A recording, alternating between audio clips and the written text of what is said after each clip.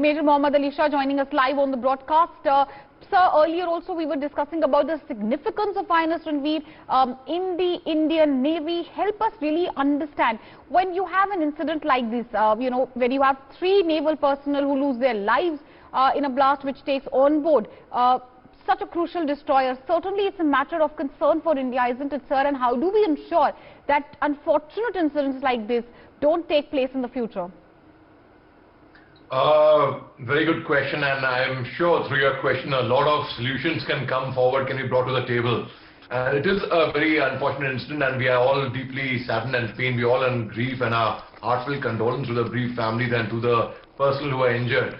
Now, see, the border inquiry will rule out the exact reasons, and it has earlier, even in October last year, again Rajput clan INS Ranveer, there was a similar incident where we lost 4 sailors. Now, when an incident like this takes place, of course the Navy takes it very, very seriously, and but one more thing we have to really commend the crew who took action immediately, and they sealed the further damage straight away. This vessel was on it's from the Eastern Command. It was on a cross-coast operation from November.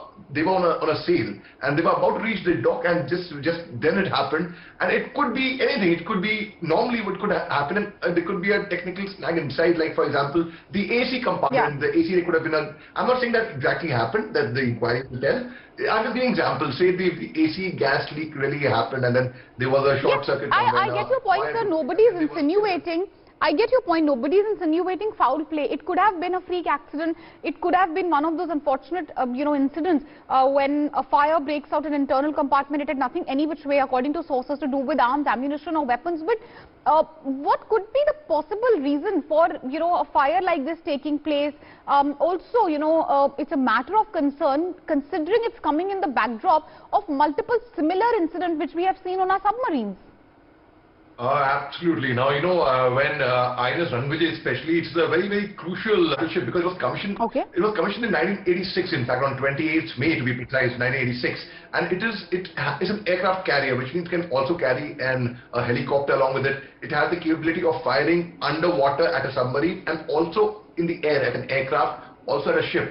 And it is a destroyer. It can carry, normally the composition is 320 sailors can be on board, out of which 35 can be officers. Now, that is the composition of the ship. So now when we have a crucial, and it is a very crucial vessel of the Rajput clan vessels, in fact. So when we have an accident like this, the Navy takes it very seriously, and yes, there would be a border inquiry.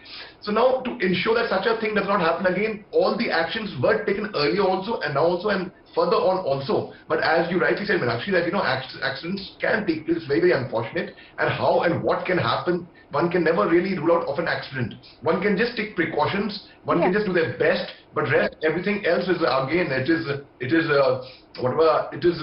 Murphy's law. Whatever has to go wrong, will go wrong in the worst possible hour, in the worst possible manner. So I would not say that the Navy had not taken checks and balances. They had.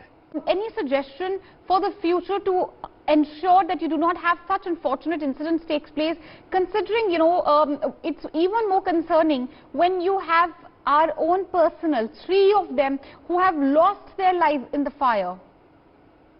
Of course, the only suggestion, in fact, the people on board, they would be knowing better, but the only suggestion is, of course, one has to be even more on the guard. Just like in the army, we are on the guard 24 hours. The sailors are on the guard in the Navy, the pilots are on the guard in the Air Force, and even as drivers, as a normal person who's driving to work, we are on a guard when we are driving our cars. In fact, we see accidents happening and we say, oh my God, so sad, and we see a vehicle probably lying turtle, and we see that also. Now, what is it that we can do that such thing does not happen to us? But that does not mean the person who saw that accident would have seen a similar accident sometime or the other, and he would have been careful, he would have taken performance checks and balances. So the only thing is just take because you cannot, as you rightly said also, that one cannot really pinpoint or accuse anyone, and it's no one's fault at the end of the day. It is one who can only feel sorry. But yes, such a thing is taken extremely, extremely seriously in the Navy, and I feel very sorry for the captain of the ship. In fact, he's like the father of the ship.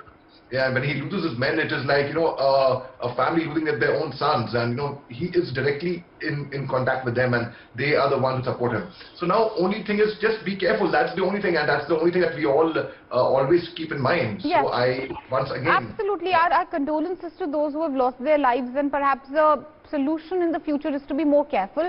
But sir, tell us a little bit, for the benefit of our viewers, about INS Ranveer, the significance of it for the Indian Navy.